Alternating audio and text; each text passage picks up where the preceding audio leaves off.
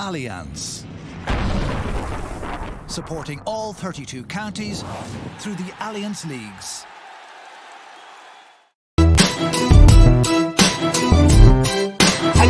grain of rice, a grain of rice is going to tip the scale. Just remember that, lads.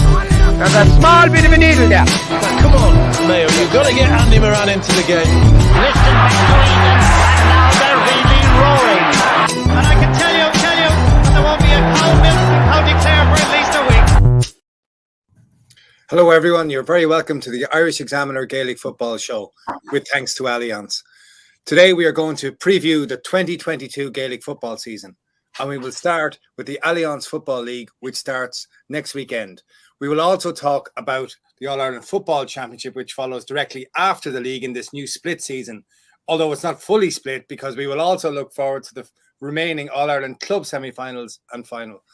My name is Paul Rouse, and I'm joined by the former Armagh footballer Oisín McConville and by Éamonn Fitzmaurice, the former Kerry footballer and manager. All four divisions of the National Football League begin this weekend, and every team is fixed to play 7 games in 9 weeks.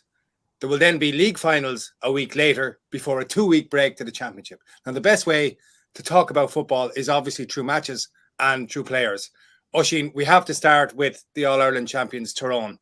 They play Monaghan in the first round of Division 1 of the National Football League in Omagh next Sunday afternoon. Are Tyrone likely to retain the All-Ireland Senior Football Championship, and what are they looking for from this league? They want to improve on what has happened so far in the McKenna Cup, I think that's for sure. But look, they would have I think last year for a lot of those Tyrone players, it was like a monkey off the back. I think a lot of people told them for 2 and 3 years that they had the capabilities of winning All Ireland. There was something very refreshing about them last year, but also something very familiar about them in that they were able to grind out victories in a way that we probably had seen before. But supposedly in the recent times, they struggled with quality, just the quality to finish things off up front. They had that in abundance last year, and I think they'll, like, if you consider McShane maybe coming back, somewhere near full fitness, and you look at Derek Hanlon a year further down the road as far as progress is concerned, Darren McCurry, with a bit of faith that has been shown in him, playing at the top of his game. I think there's a great opportunity for Tyrone to win another All Ireland. But look, we all know how difficult it is to go back to back. And as I say, the way they started the season, I don't think it'll be all that worrying for them, in that they're probably a little bit behind everybody else. But sometimes, playing catch up in a condensed season with games one on top of each other, picking up an odd injury here and there, some defections from the squad, which is always going to be there. There's always going to be disgruntled individuals, but I think they have a decent depth in that squad. They have a good bit of quality, and as I say, for a lot of those players, I think it's a monkey off their back that they've actually won an All Ireland now, and they'll probably play with even a bit more freedom next year. Éamonn, what are you looking for in the league after you win an All Ireland final? And as well as that, if you were the Tyrone manager and you see Tiernan McCann has left the panel, Mark Bradley has left the panel, Ron O'Neill, and a few others around the margins of the panel, is that something that you would find concerning? I think it is a bit concerning for them, Paul, from the point of view that there is, that the lads that have moved on, particularly the likes of Tiernan McCann and Mark Bradley, they were important impact players last year. And normally when you win an All-Ireland, those kind of players would be looking to push on and try and get back into the team and be starting more games this year. And I think, okay, they still have plenty of strength and depth, and they will develop a few more players, I'm sure, during the league. But I'd be just thinking about their training sessions, losing players of the quality of that. They mightn't be quite at the same level as they were last year. So, yeah, I suppose, look, those players had been on the go for a long time. I saw Tiernan McCann had been on the go since 2014, is 31, has won an All-Ireland now, and maybe feels like that he's satisfied in need. I don't know. Mark Bradley said that he went travelling a couple of years ago and he saw that there was more to life than football, and that he's looking to experience that as well. But it's probably not ideal for the squad losing players like that, in terms of what they're trying to get out of the league. They'll be trying to test themselves. It's going to be a different league for them from the point of view that everyone's playing them is going to be really up for the game and is going to be trying to measure themselves against the All-Ireland champions. So that brings its own challenges. And, they're going to find out fairly fast where they're at. We've seen it in the McKenna Cup already, and sure, they're not reading much into that. But as the league games start now, and with Monaghan coming to town on Sunday, they're certainly not going to be making it easy for Tyrone. Oisín, you train a team in Monaghan. Can you see Monaghan doing what Tyrone did last year? Can Monaghan break the semi-final barrier, get to a final, and just finally get over the line? They're definitely not a million miles away. I think they've brought in a number of young players. Those players from last year even should be well-blooded. Jack McCarron looks as if he's going to continue on the form, that he showed last year and even brought into the championship. McManus, hasn't played a lot of football obviously so far, but he's still a weapon for them. And I think it just depends what way to use him. I think there are a couple of players that they continue to show faith with that maybe at this level now are going to struggle a little bit. Who do you mean?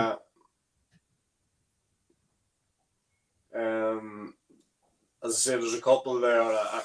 There's a couple that I suppose, Paul, purely and simply that are getting on a bit, and it just depends what way they're going to use them, and maybe for experience towards the end of games, maybe there's a possibility that they'll wane. Not even that, but maybe there's a possibility that they would give you something towards the end of the game. Let's try and hold on to the ball. Let's try and orchestrate a score. That's exactly what they needed last year against Tyrone. I mean, they should have beat Tyrone in last year's Ulster final. Let's put it like that. But would they have went on and done what Tyrone did? I'm unsure that they would. So they're probably still a small bit off. But if I was looking at the teams in Ulster, I was looking at the draw in Ulster, I would give Monaghan a great shout. Obviously, the contenders ultimately this season to take Tyrone's All-Ireland Championship come in the next three matches that we're going to talk about. Dublin Armagh, Kildare Kerry, Mayo and Donegal. It's very difficult to see a team coming from beyond that six to claim the Sam Maguire. The only place, Oisín, I presume you're going to Croke Park on Saturday evening to watch Dublin against Armagh.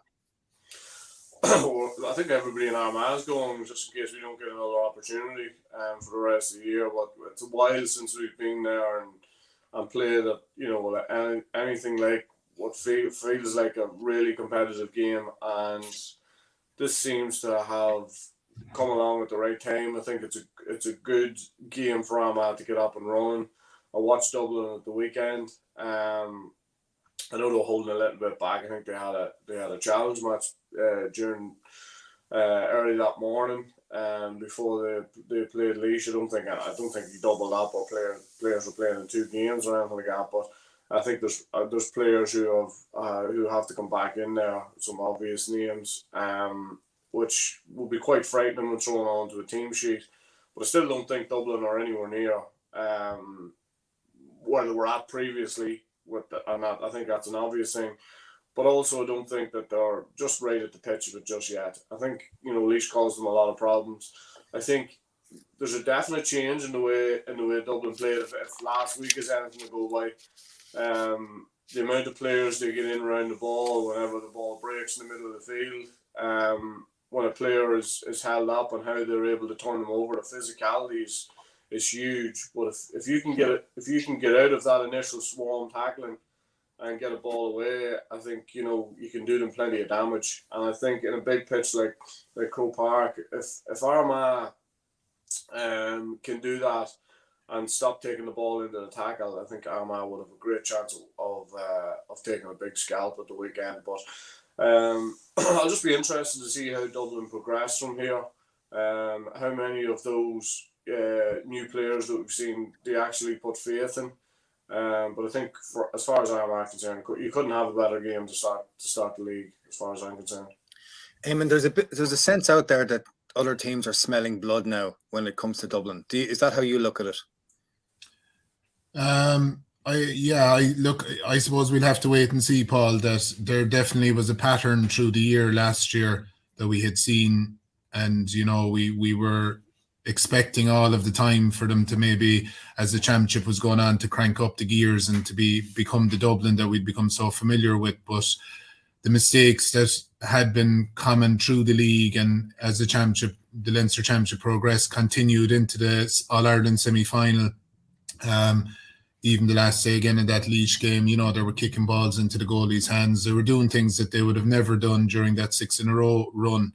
So I'm sure they're working on those things in training. I am expecting a big response from them straight away in the league, starting Saturday night. And I think it's early maybe to be saying that teams are smelling blood, but they're not the force they were. But whether they're going to tidy it up from where they were last year, I suppose we'll know as the league progresses. So I saw them play. It looks to me, Paul, even just early signals, like still very, very reliant. Like, you know, at the weekend, very reliant on Kilkenny and Fenton just to, you know, to try and mop things up. And again, you know, John Small, you know, getting sent off. None of that stuff is ideal, you know, when you're trying to build momentum and build into the league. So still maybe a little bit reliant on those players, which you know, even at this stage would be probably a bit of a red flag. I agree with that. I saw them play Offaly in the first round of the O'Byrne Cup, and there was nothing in the game with 10 minutes left, and 15 minutes left, and Niall Scully then came on. And this is a slight warning for other teams. I think when Scully came on, his work rate was absolutely exceptional, and he lifted the whole team. And he basically organised it so every ball went through Kieran Kilkenny, and Kieran Kilkenny won the match for them. And the rest of the players who Dublin had introduced looked like they need time. They look like young players who may or may not make it, but they look like they need time. Two exceptions, though. Tom Laheath played number 5 and was really good. But the best player on the pitch, apart from Kieran Kilkenny, was Sean Bugler, who played number 7, scored 5 points from play. And the timing of his runs from the number 7 position off the shoulder of the defender was devastating. And he kicked 5 points, but he could easily have had it 2-3 in those runs coming through. I do question whether their full backline is going to be able to cope with what's coming. It's true Davy Byrne wasn't there, and it's true that Mick Fitz wasn't there, but it's not clear where the reinforcements are coming from. I think that's the question, Paul, and I think that was the thing that maybe went under the radar a bit with them all during their success, was how good they were at the back and how good they were in the full back line, how they were able to play 1-on-1. You know, to allow them to play their expansive game further up the field. And that's, you know, some of the players that they've lost over the last couple of years, they're hard to replace. But I like the look of Lee Gannon, the bit I've seen of him. He looks good. He looks tight. He looks confident. And I imagine of the fellas that have been there during the O'Byrne Cup, I expect to see him getting a go this weekend. And you know, stepping up now, playing our man, experienced forwards, that'll be a good test of him. But he does look like a player that they have been lacking for the last couple of years to be coming through to replace, I suppose, eventually the Johnny Coopers, the Mick Fitzsimons and those players. So be interested to see how he gets on throughout the league. There is a massive game in Kildare on Sunday afternoon at 1:45. Kerry go back to Newbridge. There were 6,000 people, Éamonn, at the McGrath Cup final between Kerry and Cork last weekend. How do you explain that? I think there's a fierce appetite for football in Kerry at the moment, and I think anytime a new management comes in, Paul, there's always going to be curiosity about what's happening, what are the little changes from last season, plus the strength of the teams that are being selected as well. You know, that there's an opportunity to get out and see the lads and see how they're getting on. So it didn't overly surprise me that there was a big crowd there. The day was nice. There's no whole pile else going on at the moment in Kerry in January. So, you know, people were anxious to get out and see the lads, and they performed well, got a good win, and, you know, they've had a good McGrath Cup, but at the same time, I don't think they're going to be getting carried away by beating Division 2, 3 and 4 teams yet. They know that the tests start next weekend, and from there on, they'll be coming thick and fast. Would you have reappointed Jack O'Connor as manager? I would have. Look, I think the thing that you're getting with Jack is you're getting a serial winner who knows how to win. He's coming back with a bit of freshness. He's going to bring that confidence and that know-how with him. But I think the big interest in Kerry, certainly the big interest for me, is what influence Paddy Talley is going to have. You know, how is he going to affect the way Kerry defend in particular without the ball? Is he going to make those backs that are there better? And how's the Paddy Talley philosophy going to marry with the Jack O'Connor philosophy? They're the kind of things that I'd be interested in watching for the next couple of games. You know, during the McGrath Cup, you could see flashes of a bit of zonal defence going on at times, and, you know, it's clear that they're working on something in training. But as the league goes on now and they play against the top teams who are used to playing against those systems and used to getting ways around them, I'd be interested to see how that develops, and, like I said, how the two philosophies marry. So Jack has an amazing knack of timing and getting into jobs. Over the last 3 years, Kerry. Well, okay, let's look at it this way. If Mayo had done what Kerry have done in the last 3 years, they would be slaughtered for it. In control of an All-Ireland final into injury time with a player up, don't mind the ball. 2 points up in Cork in a Munster Championship match, high ball into the square, lose the game. In control of the game in the middle of the second half against Tyrone, missed chances, fall apart in the end, and okay recover. So what's lacking? What has been lacking in Kerry? Is it defenders? Is it forwards? Is it structure? Or is it a mentality? Well, there's been plenty of slaughtering in Kerry anyway, Paul. So whatever about nationally, I'm not so sure. What has been lacking? Look, it's difficult to put the finger on it. I think you mentioned Jack and timing there. You look at the groups, let's say the 5 in a row winning minor teams, they're all of very good age now. The youngest group, we'll say the last team to win the All-Ireland in 2018, they're now going to be 21 this year. So you've a lot of players between 21 and 26 that have won minor All-Irelands, have a good bit of senior experience under the belt now as well as the lads that won the All-Ireland in 2014 from the experience point of view. So I think in terms of age profile, in terms of experience, in terms of appetite, you have a lot of what you need. But the question marks will remain, and we said it. Probably if you went back to the podcasts we did at the start of the championship this time last year, we said it that the question marks remain until you answer the questions. And so far, for the last, going back to 2014, we haven't answered the questions in Kerry. And until you do those, there are going to be question marks about all of the things that you mentioned. So I think bit by bit as the league is progressing, the players and the management will be trying to answer those questions and get ready for the championship then. Is it the pursuit of ruthlessness that has brought Jack O'Connor to field the teams that he's fielded against, say, Tipperary, and winning matches by more than a dozen points, driving it through in the end? Is that what this is? I don't think so, to be fair, Paul. I think I was never a huge fan of the McGrath Cup when I was there myself, because the players you want to try in the McGrath Cup and the pre-season tournaments oftentimes are tied up with either their clubs or their colleges, and you end up having to play experienced players that maybe could do with a bit of time off in the lead into the league. Now, this year, I think it's a bit different for Kerry. Under a new management, it was good to get a couple of games under the belt, but like I said, a lot of the players that would have come to the surface during the county championship, take the Austin Stacks lads, the likes of Dylan Casey, Joseph O'Connor, Jack O'Shea, Greg Horn. You'd love to be giving them game time in the McGrath Cup, but they couldn't really because they were caught up with Austin Stacks. Some of the younger players that were playing Sigerson, again, they're unavailable to you.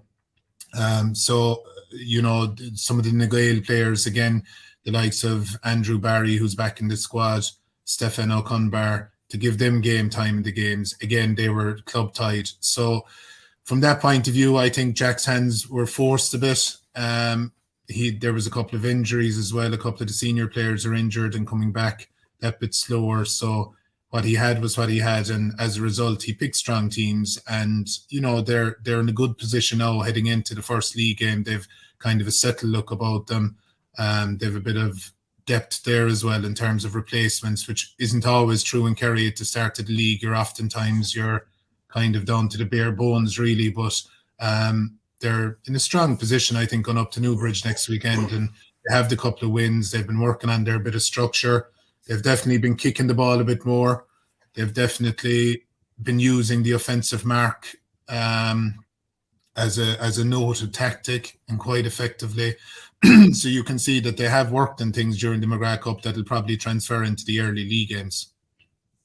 Oisín, Éamonn puts it very simply. Kerry haven't answered the questions, and you've repeatedly questioned Kerry's capacity to deliver. Is this the year?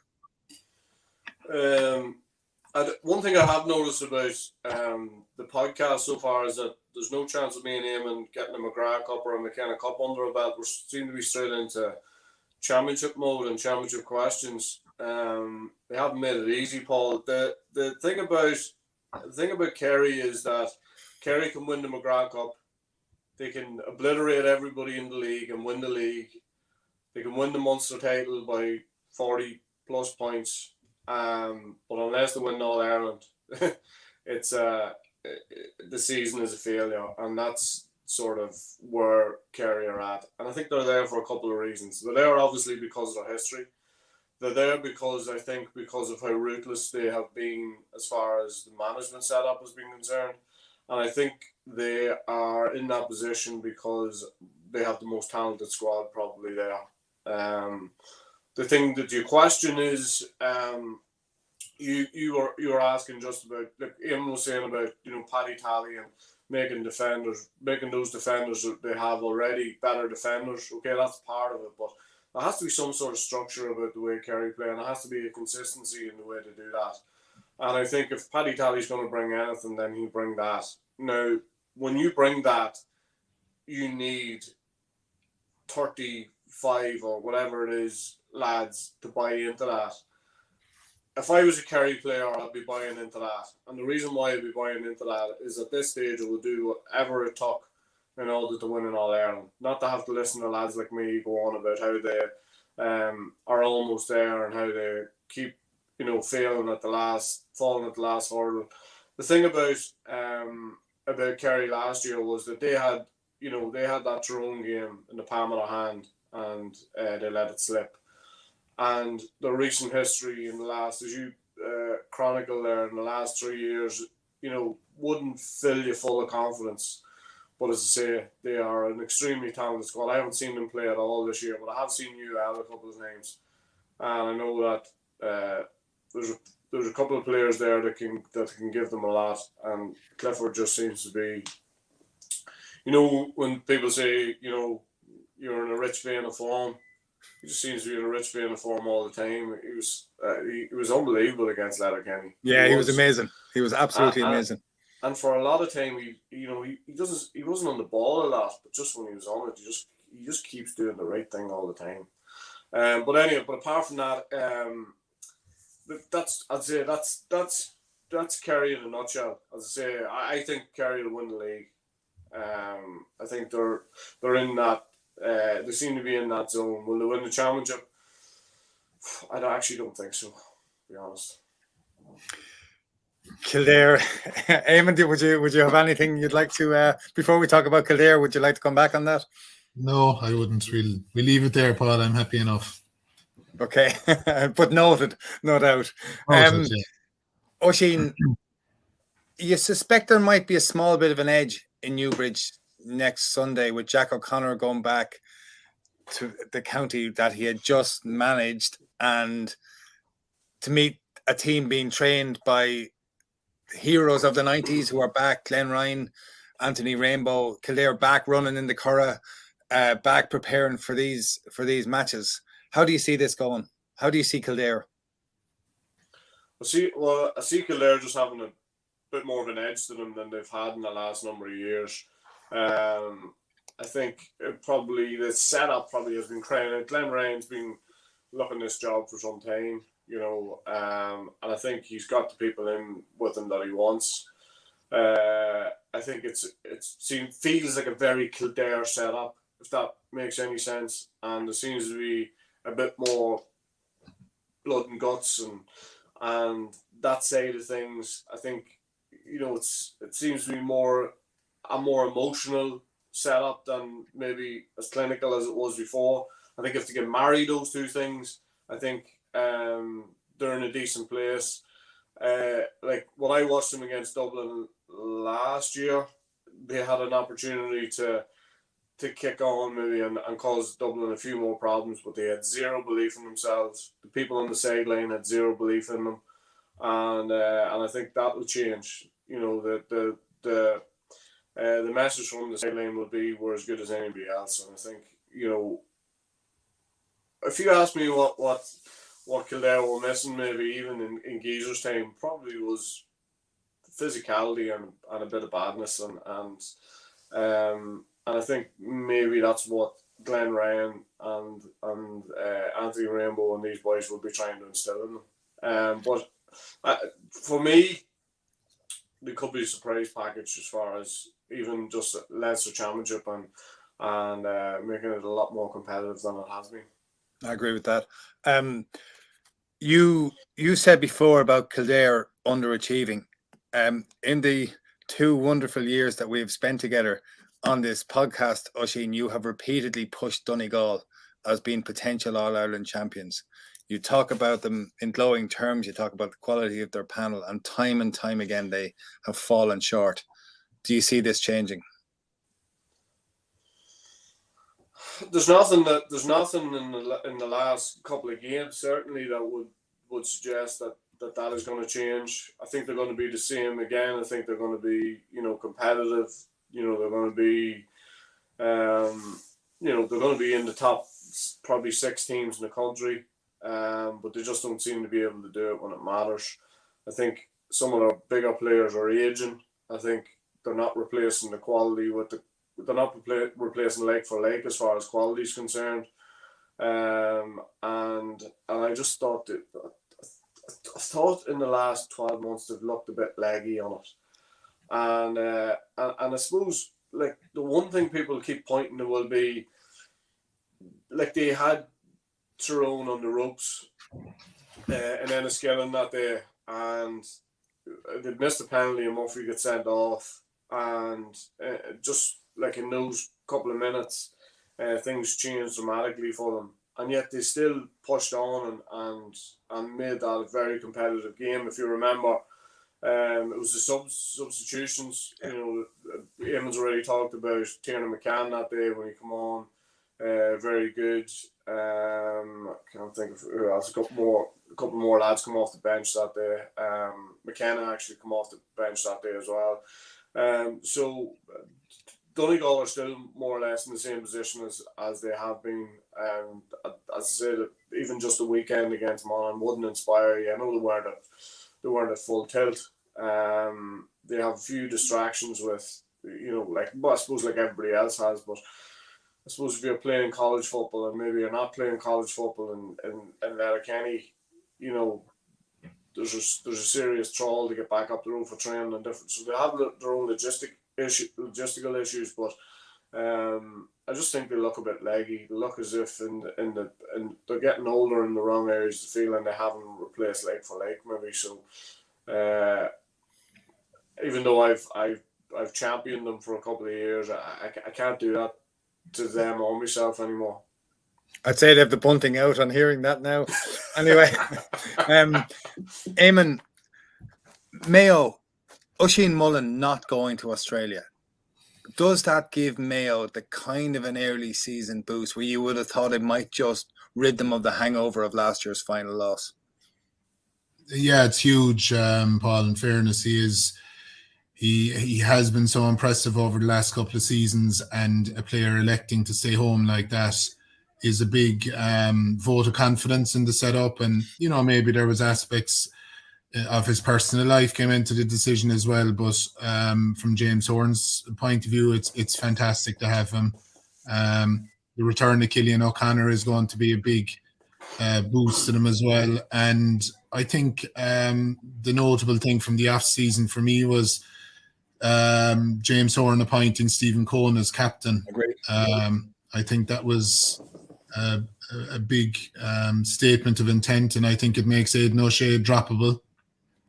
When a player is picked as the captain, like it's different in Kerry where the club champion, the county champion, still pick the captain. In a squad where you pick the captain, that player is going to be playing, unless he suffers a serious loss of form or whatever. But I think by Aidan O'Shea being removed as captain makes him droppable. And again, I think that's a big statement early in the season from James Horan. So, look, Mayo will do what Mayo do. They'll dust themselves down. They'll go hard again, and they'll be in the conversation at the end of the championship for sure.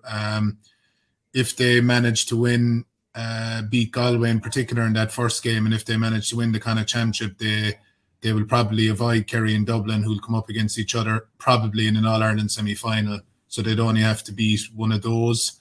And whether Tyrone come through the other side then, and that they could have a revenge mission there, as they always will be, they'll be in the conversation. But whether they can get it over the line is another thing. But those couple of early season things certainly are a big boost for them.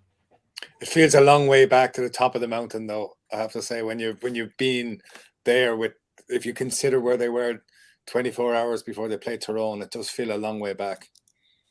It is a long way back, but I suppose they've showed us so many times over the last decades that they just, I don't know, maybe other teams, there's a bit more scar tissue and there's a bit more of a hangover when you lose in All-Ireland. They just seem to get on with it and come back again, and there is that mad hunger, I would imagine, within the group, but also within the county to get that All-Ireland. So, I think the league could be tricky for them, but I think by the time again it comes down to the serious stuff, they'll be thereabouts again. Before we move on to the lower divisions, we won't talk about who's going to win the league, but of those 8 teams, which 2 are going to be relegated? Oisín. Mayo, Donegal, Kildare, Kerry, Dublin, Armagh, Tyrone, Monaghan. The podcast doesn't work as well if there's silence. Yeah. I'm going to go Monaghan. And are you training tonight in the club? Monaghan and Tyrone. Monaghan and Tyrone. Oh. Éamonn. I think Kildare would get relegated. I can't pick another team then. I don't know. Very hard to pick. Depending on the way Tyrone go early in the league, it could decide a lot for them. I can't pick a second team. I think Kildare probably will struggle to stay in Division 1, but of the rest of them, I think Tyrone, Monaghan, Mayo, Donegal, I think any one of them could go depending on the kind of a run that they go on. Okay, we're going to go down to the lower divisions. I want to go to Division 4 for a minute. And I want to ask each of you about how many Division 4 league games have you been to in your lives? Have you been at any? I've been at 1 or 2, yeah. I've been at 1 or 2, all right. Scouting if Kerry were going to play Waterford or something like that, is that? when Paul was involved with Wexford, I would have been at 1. And I'd say that's about it. Okay, Oisín. 10, 12 matches maybe. And Division 3, much the same? Probably the same, yeah. Can I ask you as a follow-on from that, do you think the league structure works? Yeah. I think it does. I think regardless of like, I think you're going in the lane of exposure here for certain teams and stuff, but you're never going to see. You're never going to get the opportunity to see everybody. I think we're seeing more football now than we ever have done, as far as as I say, teams getting exposure and I do think there is an opening for us to play games on a Wednesday and Friday night, and maybe not at this time of year, but I'm not going down the road of exposure, by the way. Just okay. Exposure. I think there's no shortage of exposure. I'm going down the road of development, because the current league structure was set up in 2008, and in that league, there were 9 teams in Division 4 in that year. There was Carlow and London. The only 2 teams who are not in Division 4, who are in that first 2 league, are Clare and Offaly. And Offaly are something of an anomaly, but Offaly has spent since 2008, construction of the current league, going between 3 and 4.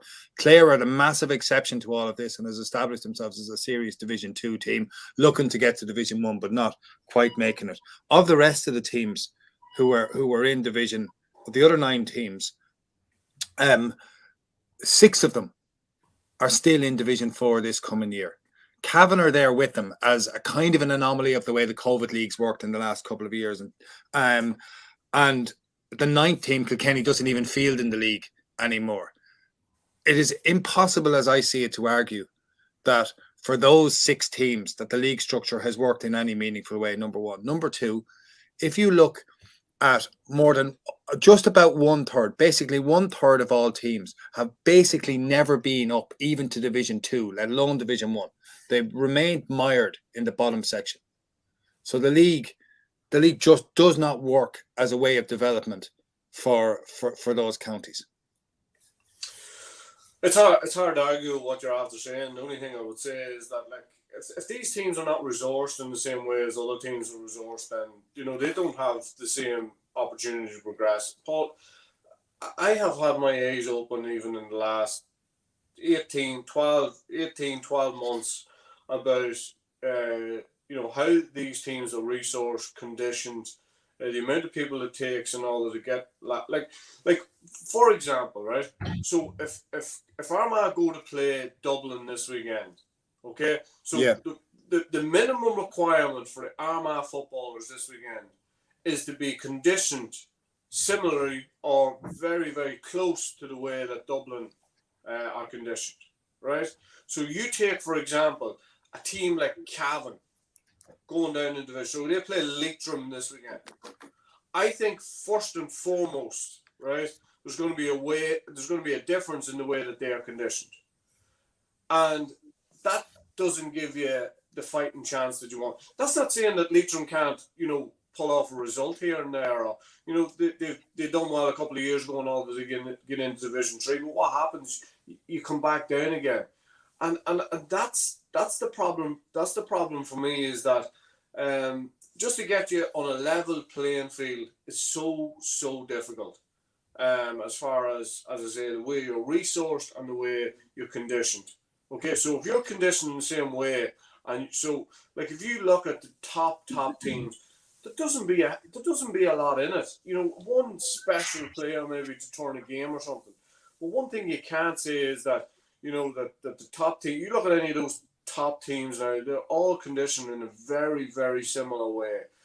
You look at the amount of young lads, really young lads, like 18 and 19-year-olds who are coming in and playing top level inter-county football on a regular basis. It just doesn't happen. You know why?